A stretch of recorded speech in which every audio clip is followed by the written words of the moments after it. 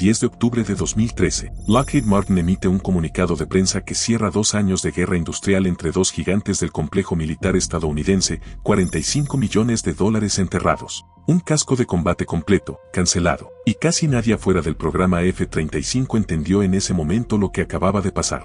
Esa decisión salvó al avión más caro de la historia, pero sobre todo, encendió la tecnología que en pocos años vas a llevar puesta en tu cabeza todos los días. Esto es Colossal Inside. Hoy desarmamos el casco del F-35, el más avanzado jamás creado. En los siguientes minutos entenderás por qué casi mata al programa, por qué Israel lo necesita para llegar a Teherán, y por qué tú vas a usar su tecnología sin siquiera darte cuenta.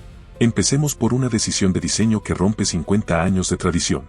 El F-35 es el primer caza táctico en medio siglo construido sin esa pantalla translúcida que has visto en todas las películas de aviación, esa que se proyecta sobre el panel frontal del avión. En el F-35, no existe. Empecemos con una decisión que rompió 50 años de tradición aeronáutica. El F-35 es el primer caza en medio siglo que no tiene display físico. Esa pantalla transparente que has visto en todas las películas de aviación, simplemente no existe. ¿Por qué? Porque se proyecta información crítica de vuelo directamente en la visera. El casco cuesta $400.000 por unidad.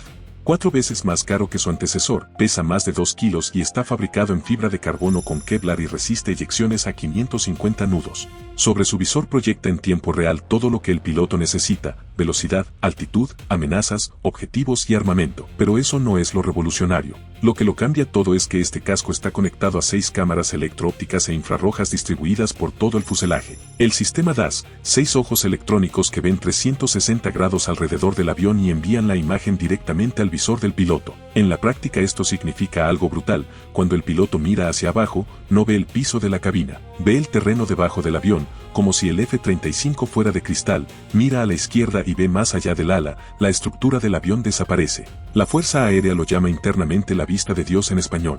El mayor Canterbury, instructor del F-35, lo explicó sin rodeos: puedo mirar a través del avión y ver el suelo debajo de mí. El casco es mucho más que un casco, es un espacio de trabajo, es una interpretación del campo de batalla. Todo esto casi se derrumba por completo, y aquí es donde la historia se pone realmente incómoda y aún más interesante. En 2011, los pilotos de prueba del F-35 comienzan a reportar 3 fallos graves, fallos que amenazan con hundir al programa más caro de la historia. Problema 1, jitter: la imagen en el visor tiembla sin control, especialmente en maniobras agresivas o turbulencias. Velocímetro, retícula y objetivos, todo se mueve. Imposible apuntar con precisión. Problema 2, latencia: el video de las 6 cámaras DAS llega al casco con 133 milisegundos de retraso, sumado al tiempo de reacción del piloto. Eso equivale a casi 1/3 de segundo. En un combate supersónico, esa fracción de segundo separa la vida de la muerte. Problema 3, el famoso green glow. De noche, un velo verde fluorescente cubre todo el visor. Es como mirar el mundo a través de una pecera sucia. La luz del cockpit se filtra y destroza la visión nocturna. Los reportes oficiales del Pentágono fueron lapidarios. La Oficina de Responsabilidad del Gobierno advirtió que las fallas del casco generaban una carga de trabajo inmanejable para el piloto. El casco no era confiable ni para volar. Ante el desastre, el Pentágono activó en secreto el Plan B. Contrató a BAE Systems por $45 millones para desarrollar un casco de respaldo. Esto habría obligado a rediseñar el cockpit entero del F-35 y habría sido una humillación histórica. Dentro de Rockwell Collins la presión era brutal. Su lema interno era claro: mantener el contrato a toda costa. 2 años de guerra silenciosa entre dos gigantes,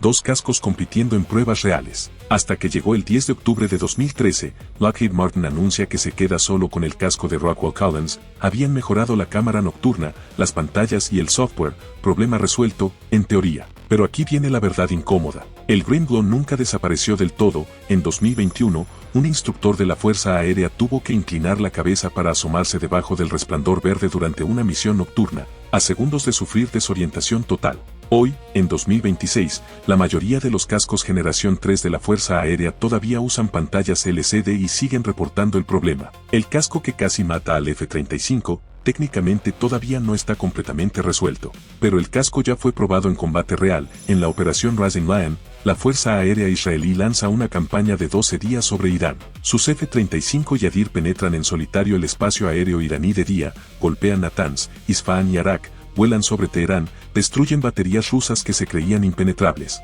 0 pérdidas en la operación, más de 15.000 horas de combate en su flota. ¿Y qué tiene que ver esto con el casco? Cada uno de esos pilotos voló con el mismo casco de $400,000 que casi mata al programa. Ese casco les permitió girar la cabeza y disparar a objetivos a 90 grados fuera del morro del avión, sin necesidad de apuntar el caza entero. El piloto mira, el casco pone la retícula, el misil sale y vuela hacia donde el piloto está mirando. Lo que antes requería maniobrar todo el avión, ahora se resuelve con un simple movimiento de cuello. Esto no es solo una ventaja militar, es la tecnología que está a punto de llegar a tu vida diaria y casi nadie está conectando todavía los puntos.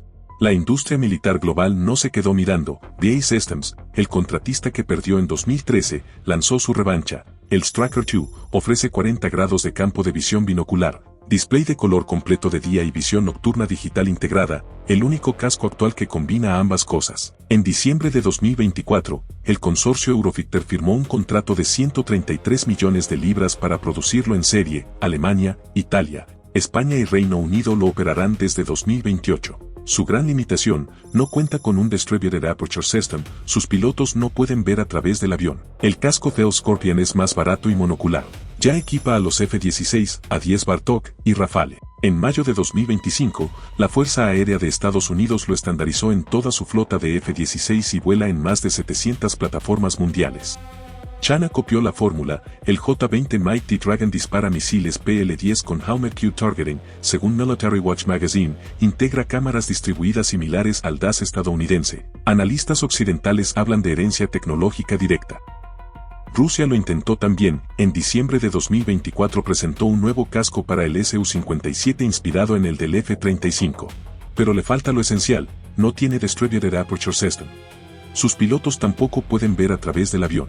Y aquí llegamos a lo que te prometí al inicio. Mira todo lo que ya está llegando al mercado civil. El Apple Vision Pro se lanzó en febrero de 2024 por $3,500, lleva dos pantallas micro LED con 23 millones de píxeles en total, más resolución que un televisor 4K en cada ojo, y una latencia fotón a fotón de solo 12 milisegundos. ¿Sabes quién financió el desarrollo inicial de esas pantallas micro LED para visores militares? Sony, con dinero del Departamento de Defensa de Estados Unidos. Luego tienes las Mara Ray-Ban Display, que salieron en septiembre de 2025 por $799. No solo son gafas con pantalla, sino que incluyen una banda neuronal que detecta señales musculares en tu muñeca para que las controles con microgestos. Esa tecnología viene directamente de Control Labs, una empresa que Meta compró en 2019 y que nació de un programa de DARPA llamado Haptics. Meta también presentó el Orion, su prototipo de gafas A reales. Tienen 70 grados de campo de visión, el más amplio que se ha logrado en un formato de gafas normales. Sus lentes están hechos de carburo de silicio,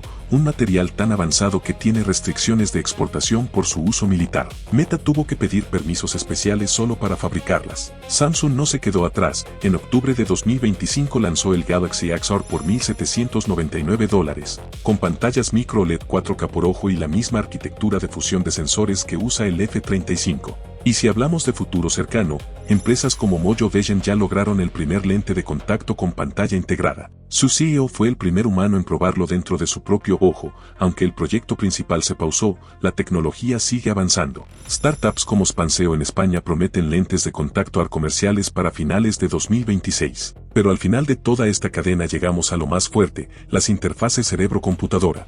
Neuralink, la empresa de Elon Musk, ya tiene pacientes controlando dispositivos solo con el pensamiento. Synchron, financiada por Bill Gates y Jeff Bezos, permite controlar un iPad sin abrir el cráneo. El mercado de estas tecnologías se estima en más de $168,000 millones. El patrón es clarísimo, cada una de estas tecnologías que hoy ves en gafas o prototipos futuristas pasó primero por un casco militar, por un visor de combate o por un programa clasificado del Pentágono. Es exactamente lo mismo que pasó con Internet, con el GPS, con los chips avanzados. Todo empezó con presupuestos militares, se perfeccionó en condiciones extremas y, años después, terminó llegando a ti como un producto de consumo. Cuando un piloto del F-35 baja el visor de su casco y ve a través del fuselaje de su propio avión, está experimentando hoy lo que tú vas a experimentar en una versión más liviana, más barata, sin armas. Dentro de 5 a 10 años, posiblemente antes. El primer iPhone salió en 2007. En 10 años todos teníamos uno en el bolsillo. El Apple Vision Pro salió en 2024.